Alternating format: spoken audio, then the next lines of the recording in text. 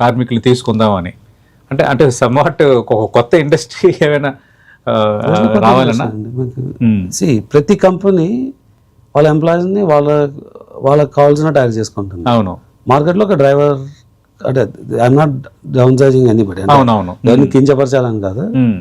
ప్రతి ఆక్యుపేషన్కి ఒక రేట్ ఉంటుంది. ఓకే, హైదరాబాద్లో ఒక డ్రైవర్ని యాడ్ చేసుకోవాలంటే 18,000 నుంచి 50,000 ఇచ్చుకోవచ్చు. నాకు పర్సనల్ డ్రైవర్, నాకు చాలా క్రిటికల్ డ్రైవింగ్ కాకుండా నాకు వేరే అంటే నా డిఫరెంట్ మేనేజరల్ యాక్టివిటీస్ చేసినప్పుడు నేను 50 కూడా ఇచ్చుకోవచ్చు. లేదు నాకు ఇన్ని అవర్స్ వచ్చి వెళ్ళిపోతే చాలంటే 18,000 ఇవ్వచ్చు. ఇంకా తక్కువ కూడా ఉండొచ్చు. మినిమం వేజ్ వచ్చి 12,700 రూపాయలు తెలంగాణ స్టేట్లో ఉన్న వేజ్. ఓకే, నేను సినిమాలో హైర్ చేసుకుంటే కూడా నాకు ఆ రేంజ్లోనే ఉండాలి. It cannot be different just because నేను ఐఎమ్ డ్రైవింగ్ ఫర్ సినిమా అంటే దాని రేట్ ఎక్కువ ఉండకూడదు. అవును, రేట్ ఎక్కువ ఉంది అంటే then that is a forced demand. Forced demand ఎక్కడ ఉండకూడదు అన్నది. ఓకే అండి, మీరు చెప్పిన థియరీ ఓకే బాగానే ఉంది. కానీ ముందు నుంచి ఇండస్ట్రీ అనేసరికి యూనియన్స్ ఇవన్నీ ఉన్నాయి.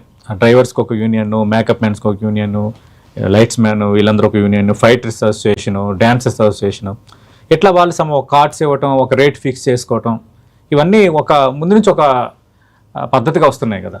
కానీ ముందు నుంచి ఒక మాఫియా సిస్టమ్ ఉంటుంది ఎక్కడ పోయినా, ప్రతి ఊర్లో ఉంది. మీరు ఒక వెజిటబుల్ మార్కెట్లో వెళ్తే ఓకే, అక్కడ వెళ్ళి మీరు వెజిటబుల్ సేల్ చేయాలంటే అక్కడ ఒక హఫ్తా ఎవరికొకరికి ఇవ్వాల్సి ఉంటుంది. బట్ ఇవాళ లేదు. ఓకే, ముందు నుంచి ఉంది కాబట్టి అలానే ఉండాలా అంటే అది కరెక్ట్ కాదు. అంటే యూనియన్స్ లో కూడా ఆ తత్వం ఉందా, మాఫియా 100% చెప్తున్నాను కదండి.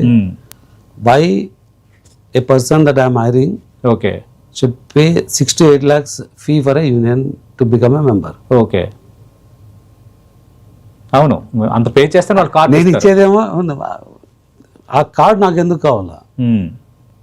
అర్థమైంది, అదే రెగ్యులేటరీ బాడీ. అవును, మీరు అన్నట్టుగా మీరు డాక్టర్ ఒక ప్రొఫెషన్ చేయాలంటే దానికి ఒక ప్రొఫెషనల్ ఆక్యుపెన్సీ అని అంటే ఒక ఇది ఉంది. అంటే అది లీగలా లేకుంటే ఏమని చెప్తారు తెలియదు. బట్ అవును, there is a system in the country for any professional occupancy.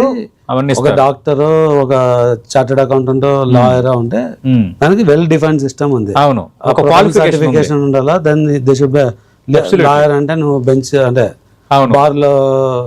Bar council member ఉండాలా. దెన్ యూ కెన్ ప్రాక్టీస్ అని ఒక సిస్టమ్ డిఫైన్ అయింది. అవును, ఆ సిస్టంలో ఎక్కడ కూడా ఎక్స్ట్రాక్షన్ ఉండదు.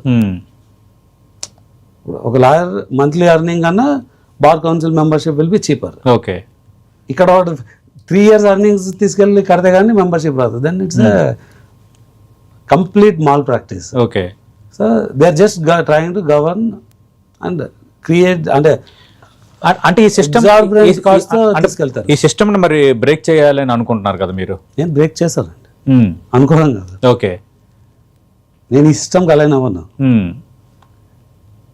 కానీ ఇండస్ట్రీలో ఇంకా అది కంటిన్యూటీలో ఉంది కదా. నేను ఇండస్ట్రీ గురించి మాట్లాడలే. Okay, individual as a people media factory will not align. So I went అంటే I will hire the members of the union. నేను అర్థమైంది, స్కిల్ ఎక్కడ ఉందో అక్కడ వాళ్ళని హైర్ చేస్తాను. బట్ యూనియన్ ద్వారా హైర్ చేయను. రైట్, ఓకే, స్కిల్ ఎక్కడ యూనియన్ సంబంధం లేదు. I fought in the court. Okay, I వై settlement with the federation saying I can hire whoever I want. Okay, ఒకవేళ యూనియన్ మెంబర్ని తీసుకుంటే ఆ యూనియన్ వేజ్ ఇవ్వాలా. అది ఇస్తాను. నేను వేజ్ గురించి ఫైట్ చేయట్లేదు. అవును, త్వరలో ఛాంబర్ ఎలక్షన్స్ కూడా జరగబోతున్నాయి కదా, ఇన్వాల్వ్ అవుతున్నారా విశ్వప్రసాద్ గారు? అంటే ఇన్వాల్వ్ అంటే పోటీ చేయటం కానీ లేదండి. ఓకే, ఎందుకంటే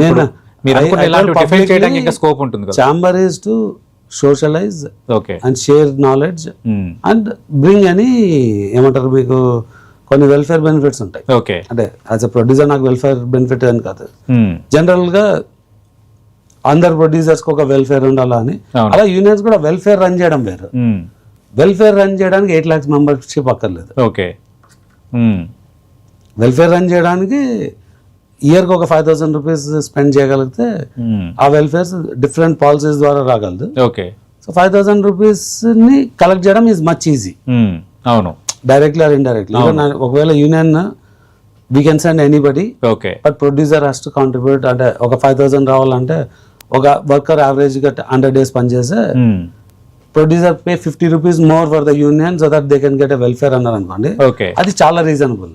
బట్ నాకు 8 lakhs ఇచ్చిన మెంబర్ని నువ్వు తీసుకోవాలా?